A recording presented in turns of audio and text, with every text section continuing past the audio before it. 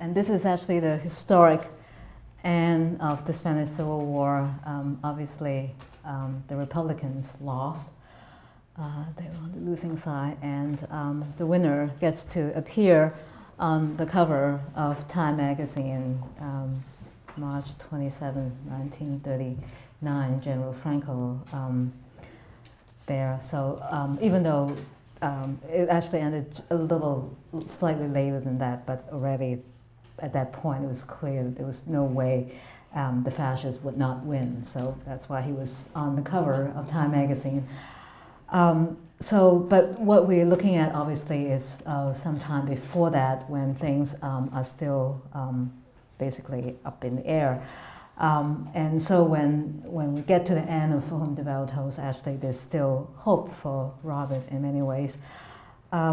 And so we'll be looking at that at the end of today's lecture, but I also want to call your attention to a very interesting fact about the Spanish Civil War, which is that it was very much a women's war, one of the, unlike World War I or indeed World War II, where there weren't a lot of women doing the actual fighting. The Spanish Civil War was one that was very proud of the fact that that women were participating in a fairly significant way. So we can see that both in the posters celebrating that fact, but also in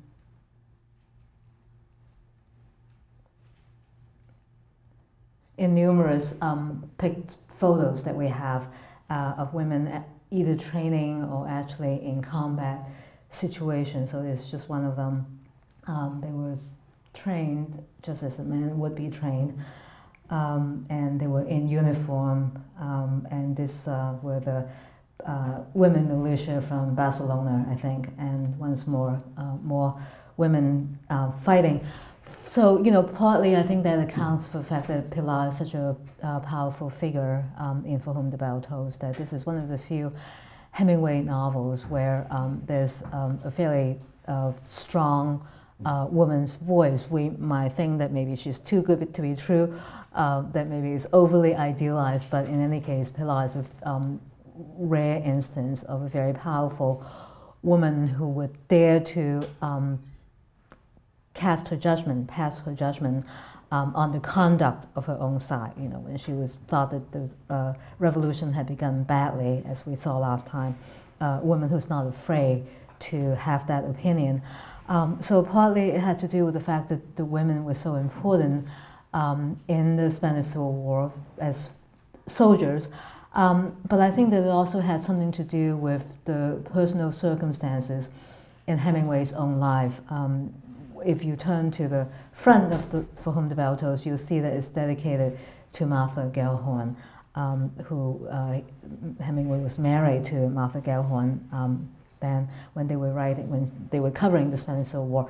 And she very much was a very important journalist on her own right. So this is the book that she wrote, both about the Spanish Civil War, but also about World War II, and about, in fact, about Vietnam. It went all the way to the 60s. So she really had a very long and distinguished career as a war journalist.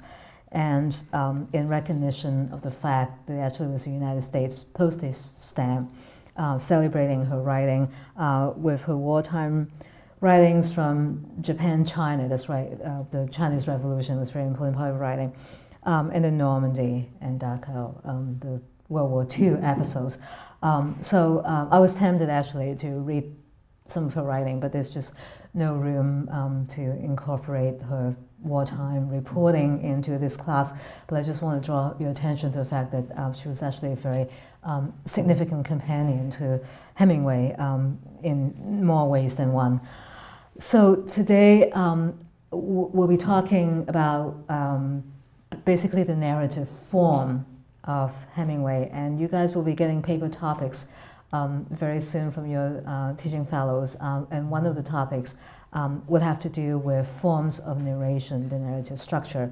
So I want to start talking about that and to get you guys thinking about various experimental or well rehearsed, but nonetheless still reinvigorated forms in this novel.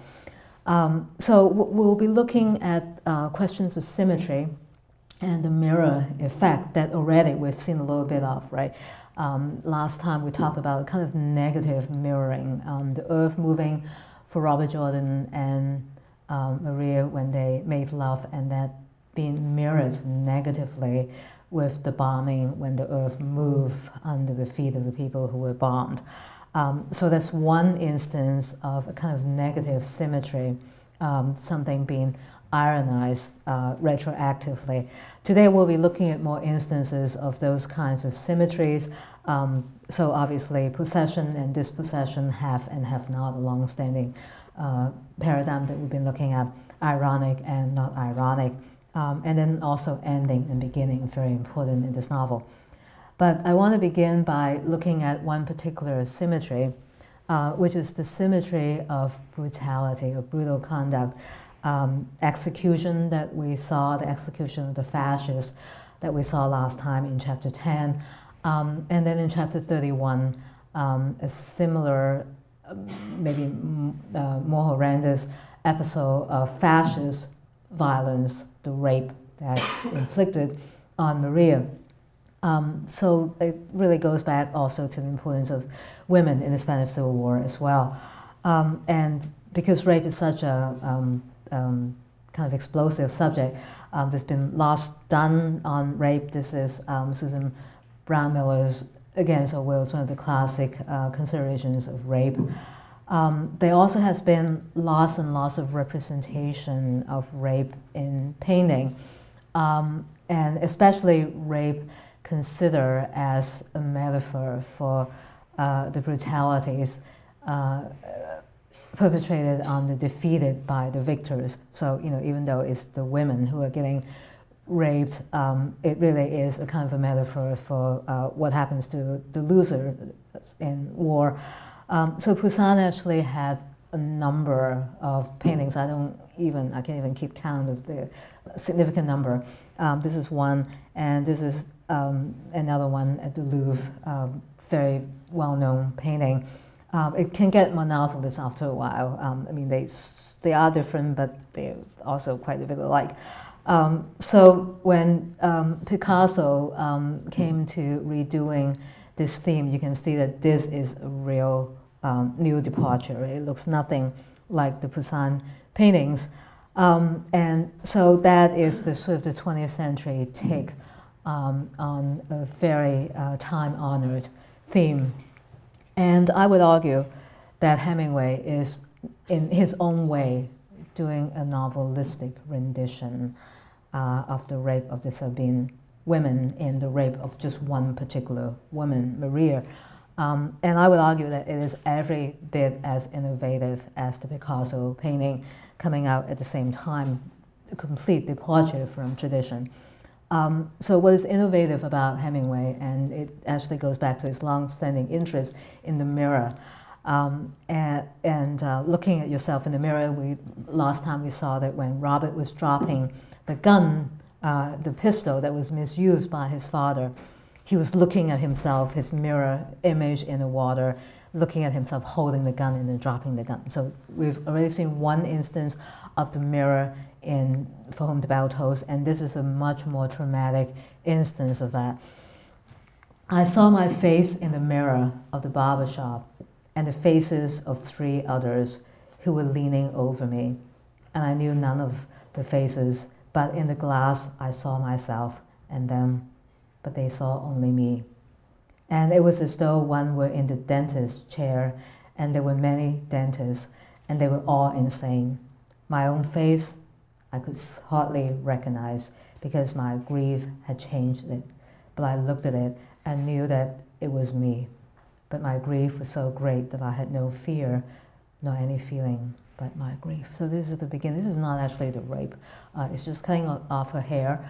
In many ways, innocuous exercise, but the rape would come after that. And Maria doesn't talk about the actual rape. So this is all as close as we can get, is the looking at herself in the mirror. And I think that it is a kind of belated rejoinder to the earlier episode of Robert looking at his own face in the water, in the sense that this is associated with trauma for some reason. To look at oneself in the mirror is a kind of a traumatic tableau for Hemingway, is the precondition for some kind of trauma. In the case of the earlier episode with Robert looking at himself mirrored in the water, it's actually the beginning of a cleansing process. He's ridding himself of that pistol that he would want to have nothing to do with. In this case, Maria looking at herself in the mirror as the rape is about to happen is the beginning of the trauma. So let's look at the visual tableau that Hemingway is creating for us. Because of the optics, this particular optics of this scene, Maria can see herself and then the three of them, and they can look at the mirror and they see only Maria. So this is a great example of how self-consciousness is, in many ways, the burden of the person who is tortured. The people who are doing the torturing see only the object of the torture, so they get all the pleasure from being able to inflict maximum damage on the person that they are torturing. They don't see themselves doing it. That's what enables them to do it, is that they don't see themselves. Maria sees herself, and she sees the three people who are able to do this for her. And what we're beginning to see is, in many ways, the beginning of a process of dispossession. Maria looks at herself, but because of those three looming figures behind her already, she's not quite herself. She is herself plus those three other people. And she's also not quite herself because they're cutting off her hair, so she's losing a very important part of her identity, so she's beginning not to recognize herself. And this process of not recognizing herself would get dramatized in a way that goes back actually to the image of the two lines that we talked about and that Robert Motherwell also represented in numerous paintings, the two orderly lines that would be the utopian ideal of political ritual in the execution of the fascists. In this case, it is once again a retroactive ironization of that earlier utopian moment. We get the same two lines, except that those two lines now have a completely different meaning. At that time, I wore my hair in two braids, and I watched in the mirror one of them, lifted one of the braids and pulled on it so it hurt me suddenly through my grief, and then cut it off close to my head with a razor.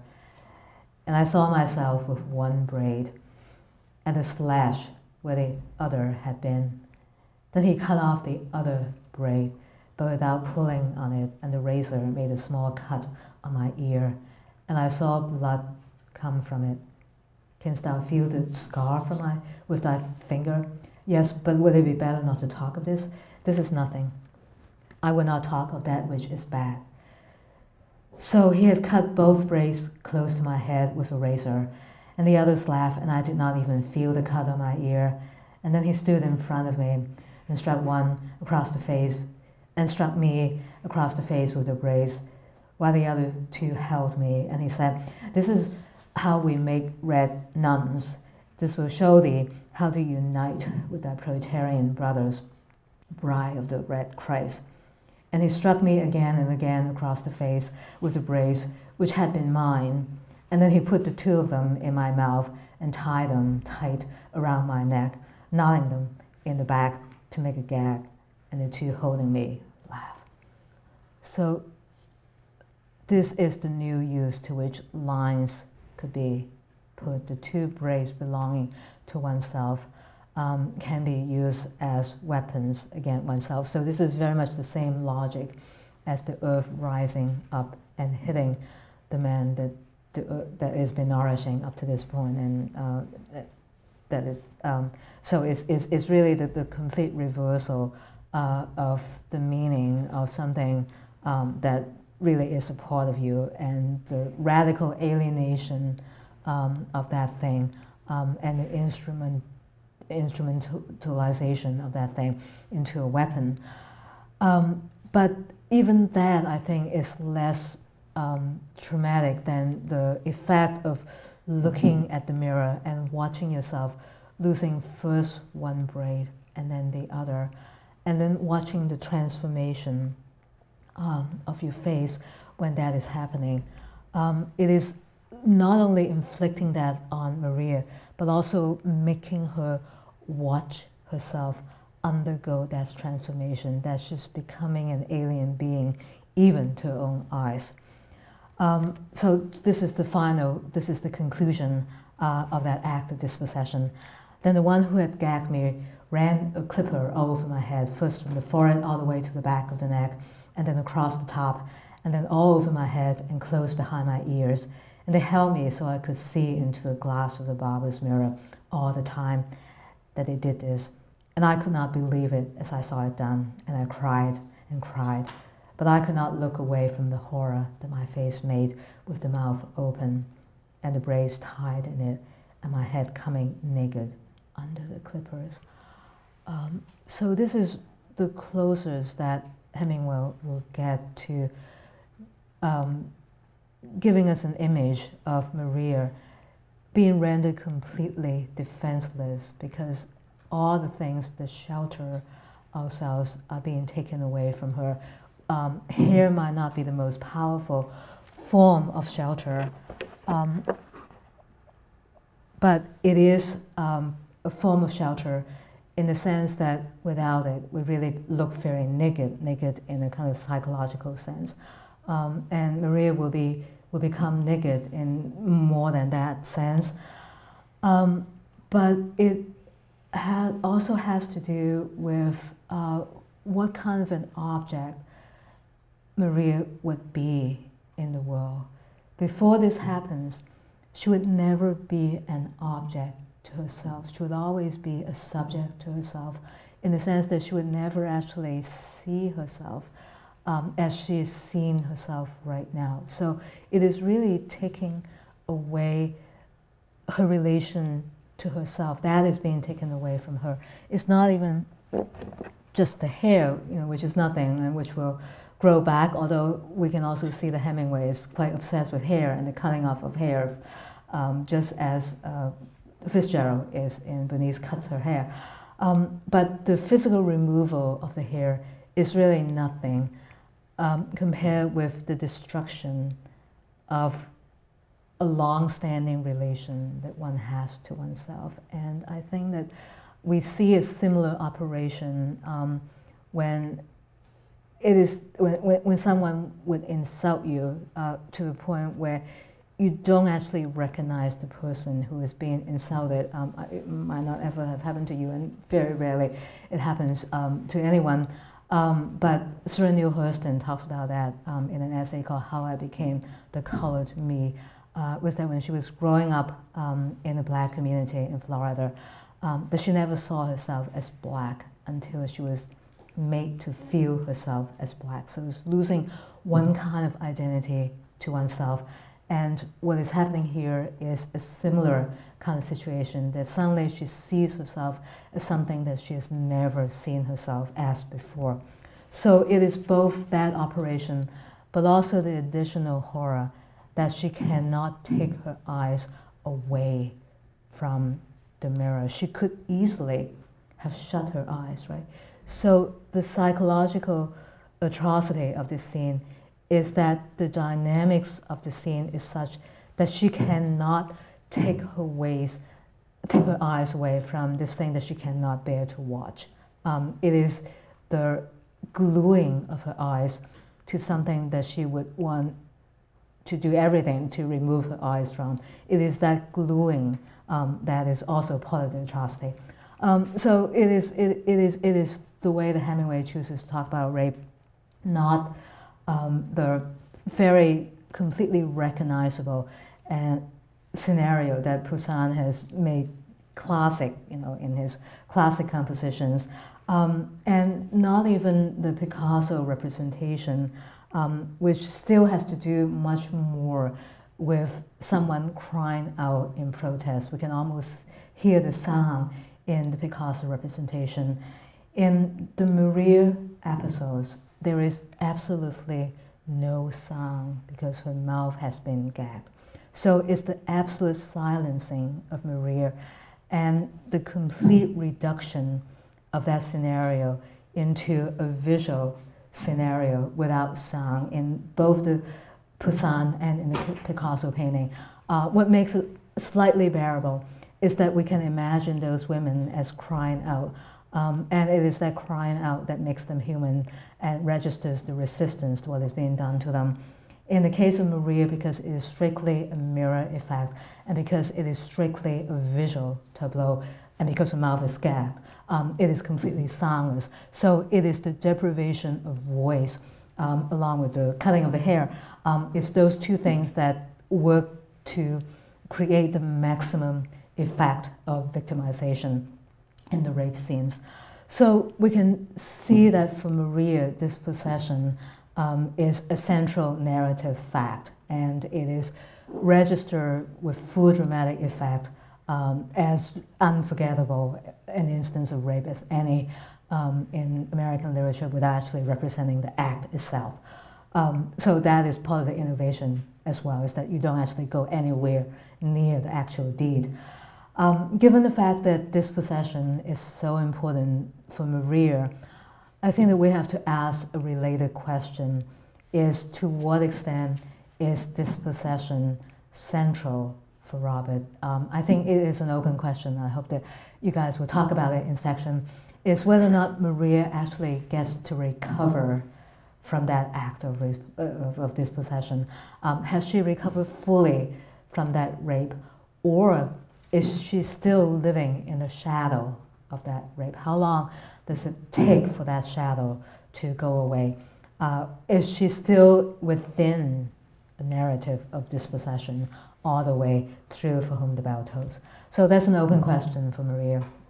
For Robert, it's a slightly different question, and it has to do with two possible trajectories for Robert. And so what I would like to do here is to give you a demonstration of one way to write your final paper, which is to write half of the paper as dedicated to one argument and the other half as dedicated to the opposite argument. So this is would be an interesting experiment to do. Basically, you're trying to be a lawyer, right? Lawyers are supposed to argue either side of the case. You know, it's an intellectual exercise. Usually, it takes, for most of us, it takes a little more than that. We actually have to have some kind of emotional investment in something to argue, to make a very convincing case. But supposedly, someone who's trained as a lawyer should be able to argue either side. So what I'm offering you as one possibility in the final paper is to make an argument one way and then in exactly the opposite way. And in this case, it's not even a stretch for me to argue both sides of the case, because actually I'm completely torn in my mind. So actually there is emotional investment on my part in both sides of the argument.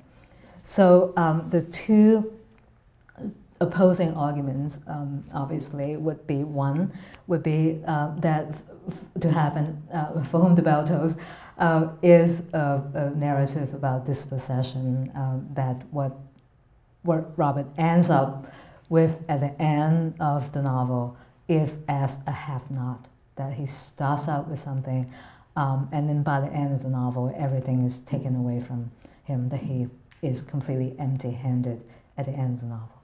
A very hushed reading of the novel. The other, and I'd like to end with that, is to argue that it actually is a narrative of repossession. Yes, that a lot has been taken away from him, but that maybe we could still make a case that he's not totally empty-handed at the end of the novel. So I hope I'll be able to make a compelling case for both. But let's start with trajectory one. And obviously, in order to make a case for Robert as a have-not, I think that we have to put an ironic spin on the word to have, especially on the memorable line, Roberto, what hast thou? And I want to bring back actually to a similar use, ironic use of the word have in As I Lay Dying. And following from that, we can look at the narrative structure of For Whom the Bell Tolls and look at it as a kind of a narrative enactment in terms of the formal structure of the novel, as a narrative enactment of the act of dispossession, that Robert is losing control of the narrative, that an arm and a leg has been cut off from him and taken over by someone else, and comparing that with maybe a kind of a similar situation in To Have and Have Not. So first, to have as an ironic word. This is at the very end of the novel. Maria was kneeling by him and saying, Roberto, what hast thou? He said, sweating heavily, the left leg is broken, guapa. The sweat-streaked, bristly face bent down by him, and Robert Jordan smelled the full smell of Pablo. Let us speak, he said to Pilar and Maria. I have to speak to Pablo. Does it hurt much? Does it hurt much? Pablo asked. He was bending close over Robert Jordan. No, I think the nerve is crushed. Listen, get along. I'm mugged, see. I would talk to the girl for a moment. Clearly, there's not much time. Clearly. I think you would do better in the Republic, Robert Jordan said. Nay, I'm for Grados. Use your head. Talk to her now, Pablo said. There is little time. I'm sorry. Thou hast this. English. Since I have it, Robert Jordan said, let us not speak of it, but use thy head. Thou hast much head. It is very hard not to notice the way that the key player in this passage is the verb to have. It begins with Maria asking Robert innocently, what hast thou? Because in fact she doesn't know whether the leg is really broken, but he knows. And it's at this point, it's the switching of Pablo for Maria that for me represents one of the cruel decisions on Hemingway's part. That instead of having Maria still bending over him, the person who's now bent over Robert is Pablo, and what he smells is the full smell of Pablo. It's a very, very significant detail in the sense that Robert still doesn't really know Pablo. He remains a mysterious figure all the way through. I mentioned last time that a lot of things happen. Pablo does a lot of things. He thinks lots of things when we're not privy to what is going on in the narrative. And likewise for Robert, he simply doesn't know what's going on inside Pablo's head or what Pablo is doing. He's executing other people when Robert isn't looking. So all of this we kind of suspect might be happening, but we just never know. So Pablo is from beginning to end, he's always an opaque character, both to Robert and to us. But all that Robert can get at this moment is the full smell of Pablo, it is that overwhelming odor, almost like the smell of honeysuckle that is coming to Robert at the end of his life. That is about the most that he will ever get. Is not a cerebral understanding of Pablo. It's just an animal apprehension of how powerful a man this is. Smells an animal sense, and he's an animal's fear and apprehension, but also recognition of what kind of a man Pablo is. So Pablo asks an innocently enough question, how does it hurt much? But he knows that there's no way Robert can travel, there's no way he can go with the rest of the people. So he knows perfectly well how much time really is left to Robert. And there is an upfront cruelty, I think, in the last thing that Pablo says to Robert, I'm sorry thou hast this English. From beginning to end, the refusal of recognition that Robert is American and not English, that he has a name even. You know, for Pablo, Robert is just like Kashkin, someone with a rare name who comes in, who destroys the bridge, destroys something, works explosive, is killed. He's another of those. A whole string of foreigners coming through with totally forgettable names and not even getting the nationality right. So this is the ultimate insult inflicted by Pablo on Robert at the very end of his life. And Robert is absolutely defenseless, you know. He is defenseless physically, he is defenseless psychologically and emotionally.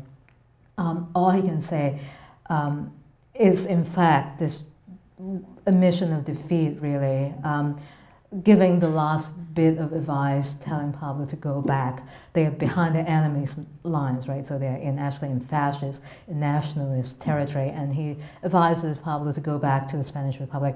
But Pablo says, no, I'm actually going to go further away from the Spanish Republic. I'm for Gredos. And actually that turns out to be a really smart decision, because if they had gone back to the Spanish Republic, they would actually all have been killed. So Robert is actually right to end with the last line, thou hast much head. The symmetry here is between Robert having a broken leg and Pablo having much head. He's the brainy one. This is the ultimate rewriting of the power dynamics in For Whom the Bell Tolls. We've been going along on the assumption that is the person with the knowledge of the technology, the person with the knowledge of the world, the person who can speak several languages. We've been going on the assumption that that person is going to be on top, that, you know, the future belongs to him. The irony, ultimate irony of this novel is, in fact, this is the person who's going to lose out, who will have no future at all. So in many ways, we can either say it is a very brutal undoing of everything that Robert has believed in, or we can say, you know, it actually is a kind of inverted utopian vision, that there is still a future for the Spanish peasants, even though they seem so disadvantaged in the modern world, even though they seem completely incapable of functioning outside of the very limited environment. Because they are capable of functioning within that very limited environment, actually they have a chance to survive, at least that's the narrative that Hemingway is giving us. So a kind of negative utopia for Robert and a positive utopia for Pablo. And it is ironic, but I don't think that it actually is. It's fully ironic that Pablo should be the embodiment of some kind of utopian hope at the end of the novel. And just to give you a kind of a comparison, point of comparison, for similar use of the verb to be in As I Lay Dying, almost exactly the same. Cash has a broken leg. He has had 2 broken legs. He lies on a box with a quilt rolled under his head and a piece of wood under his knee. I reckon we ought to have left him at Armstead's Pa said, I haven't got a broken leg, and Pa hasn't, and Dow hasn't, and it's just the bum's Cash says. It kind of grinds together a little on the bum. It don't bother none. So exactly, Hemingway and Fitzgerald have the same intuition about the extent to which the verb to have can be ironized. So given the fact that Robert is well on his way, well, I mean, not even well on his way, he's arrived at his destination, which is the state of dispossession at the end of the novel. We should not be surprised that that destination is well prepared for some ways before that. So I just want to call your attention to a narrative innovation in For Whom the Bell Tolls, which is the removal of the narrative from Robert Jordan. He doesn't get to tell the story, right? There are 4 chapters told by someone else, quite literally cutting off the narrative from Robert. And those 4 chapters are the chapters when Andres, who is charged with the mission to go and deliver this very important message to the Central Command, that that actually the enemy knew what they were going to launch this attack. That very important information that was going to be conveyed by Andres is told in 4 chapters that have nothing, absolutely nothing to do with Robert. So let me just give you one instance of that removal of the narrative from Robert. Chapter 40, he's a non-protagonist, he's a non-participant, he doesn't show up at all in that chapter. During the time that Robert Jordan has slept through, the time he has spent planning the destruction of the bridge, and the time that he had been with Maria, Andres had made slow progress. Until he had reached the Republican lines, he had traveled across country and through the fascist lines as fast as a countryman in good physical condition who knew the country well could travel in the dark.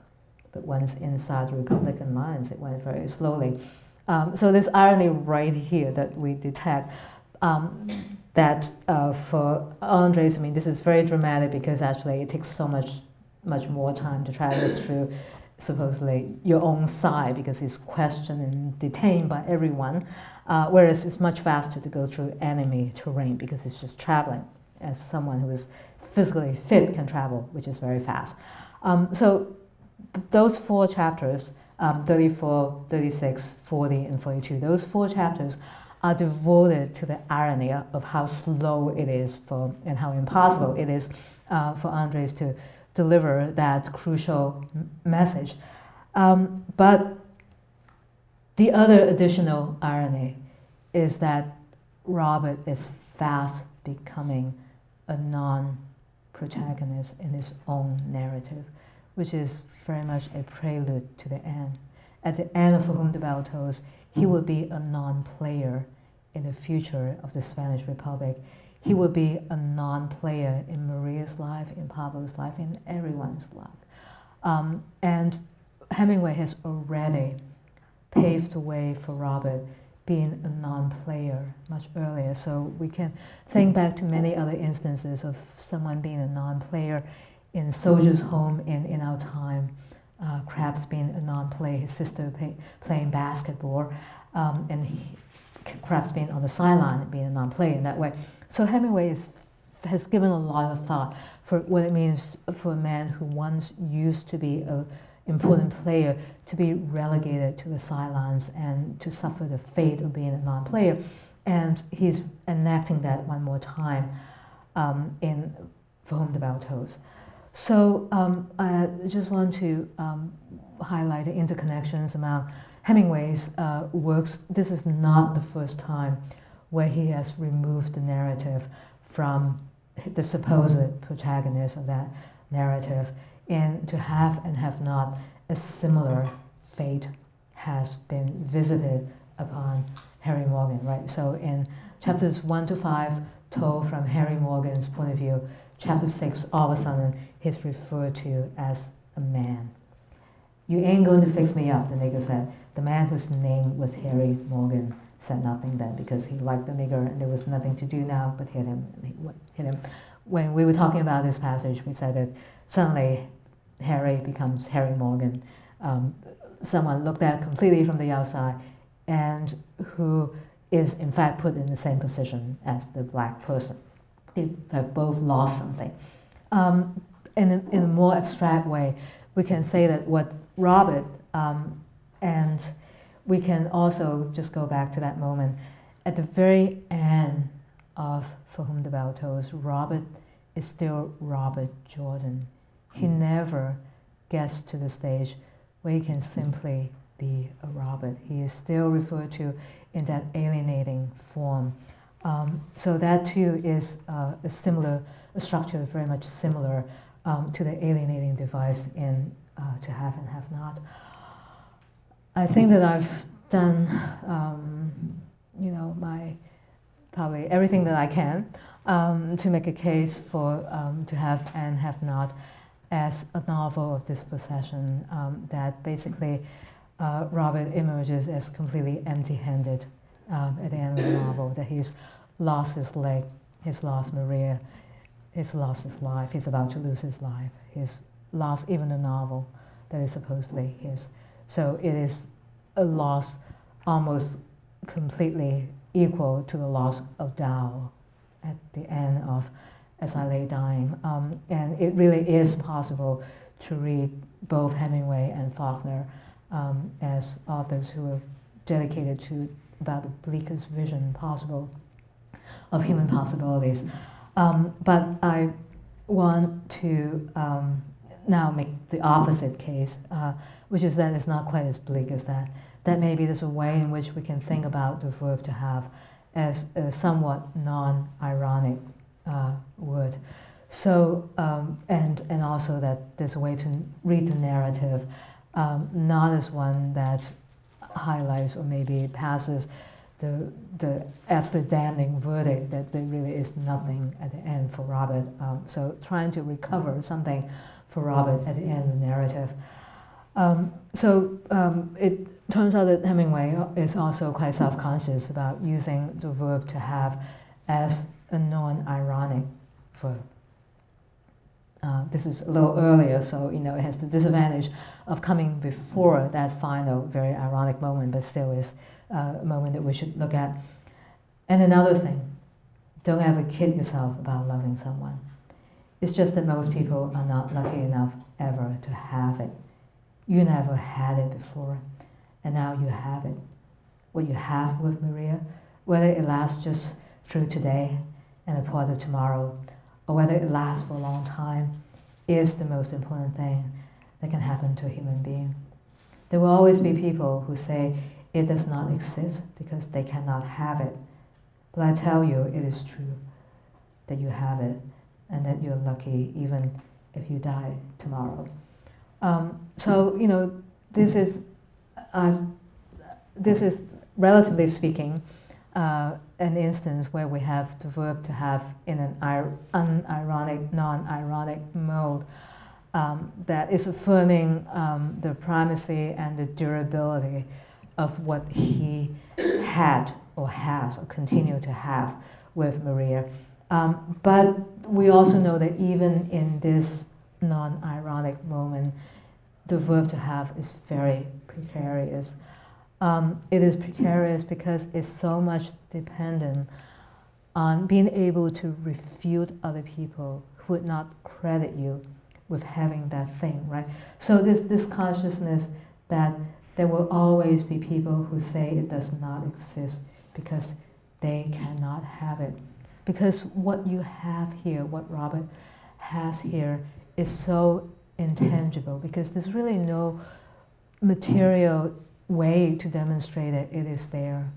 It simply is not an object, it's not a physical object in the world. There's no evidence, really, there's no material evidence that it is a thing in the world. All you have is your subjective intuition that you did have it, that you continue to have it, and that having it makes all the difference. It is only a subjective conviction. It doesn't carry the weight of objective demonstrability. And so that is one strike against it, that other people will not be persuaded by the fact that you did have it. They will continue to tell you that you didn't. The other thing, which I think is, it actually plays out in a kind of formal level, has to do with the switch of pronouns in this passage, right? So it begins with, actually, all the way through this passage, the pronoun has already switched. Even though Robin has been just talking in the first person singular I, in this critical moment, he's actually referring to himself as you. You never had it before, and now you have it. And even more powerfully, in the last line where you see both the pronoun I and the pronoun you. But I tell you, it is true that you have it, and that you are lucky even if you die tomorrow. The co-presence of the pronoun I and the pronoun you suggests that it is an effort. It takes some willpower to convince himself that he did have it. I'm telling you that you did have it. It's not just that other people are not persuaded, but Robert himself has to be convinced, he has to be beaten over the head by this other I to believe that, yes, that what he did have with Maria does make a difference and does make him a half. So because of those two considerations, I would say that this is a non-ironic use of the word to have, but heavily circumscribed with other possibilities really looming heavily on the horizon. Is replayed in the very last moment of the novel. He looked down the hill slope again, and he thought, I hate to leave it, is all. I hate to leave it very much, and I hope I have done some good in it. I've tried to with what talent I had. Have, you mean? All right, have. I have fought for what I believe in for a year now. If we win here, we will win everywhere. The world is a fine place and worth the fighting for, and I hate very much to leave it. And you had a lot of luck, he told himself, to have had such a good life. You've had just as good a life as grandfathers, though not as long. You've had just as good a life as anyone because of these last days. So once again, non-ironic use of the verb to have, but taking an effort of the will to convince himself. He has to be told, you've had a good life as your grandfather. You've had as good a life as anyone. It has to be a command issued by part of himself. And so it takes that form that it is not, it's not a natural or unself-conscious conviction. It is a conviction arrived at through some struggle and with quite a bit of effort. Robert, I think, is actually a very fragile vehicle as a representative of a kind of narrative of repossession, just because he's so vulnerable at the end of the novel. But I think that Hemingway actually has stepped in and provided one form of authorial intervention that allows us possibly to read the novel as affirming something about Robert, so that he's not totally a loser at the end of the novel. And that has to do with a very stylized, very deliberate narrative structure of For Whom the Bell Tolls. You notice that the first line of the novel reads, he lay flat on the brown pine needle floor of the forest, his chin on his folded arms, and high overhead, the wind blew in the top of the pine trees. In the very last line of the novel, he could feel his heart beating against the pine needle floor of the forest. So Robert totally alone, but in the end is the beginning. And so it is that impersonal narrative structure that he's not dead. It's almost as if he were beginning all over again, that the story is going to begin anew. It is that formal structure, the formal mirror effect, that allows us to entertain the illusion that not all is over, even though we know, that physically it is over, that there's just no way it could have a different ending or that things could go on. But nonetheless, the form of the narrative is such, it feels like the beginning rather than the end. And maybe this is really the best that Hemingway can do for Robert, is for the reader to want this to be a new beginning, and for the reader to feel that this isn't the end yet. This is the best that we can do for Robert.